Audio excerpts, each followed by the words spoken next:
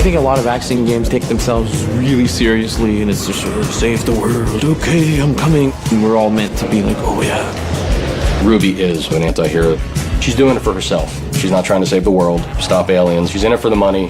She's in it for the vengeance. That's Ruby. She's gotta get dirty, she's gotta get bloody, and things do get bloody in our game.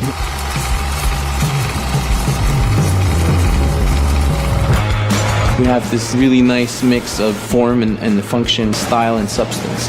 My name is Patrick Fortier. I'm the creative director on Wet. It's gratifying to go to a new location and see how beautiful it is. It's important that you believe in it, and yet it's important that it lends itself well to the kind of action that we're targeting.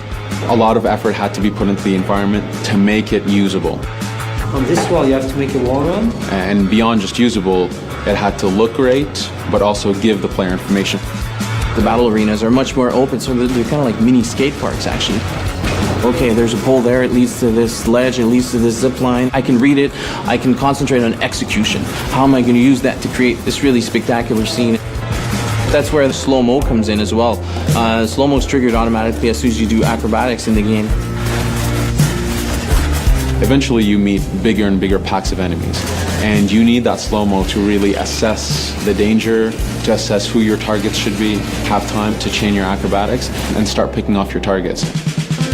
During production, we knew that we wanted to have some sort of vehicle sequence in the game, so we came up with this concept that we call car hopping, where Ruby is surfing along the top of a car on a high-speed chase along the highway. And at various points, Ruby needs to jump from car to car or run along the side of a semi, all the while shooting at enemies and cars up ahead of her. In everything we tried to do, we really tried to infuse the style. And so we went to our artists, we kind of had this concept for a crazy sequence. They went hog wild and created this really beautiful, visually spectacular sequence. That's what Rage Mode is. Ruby becomes berserked, she gets blood in her eyes, she's incensed. And so she loses her mind and just starts ripping through the enemies.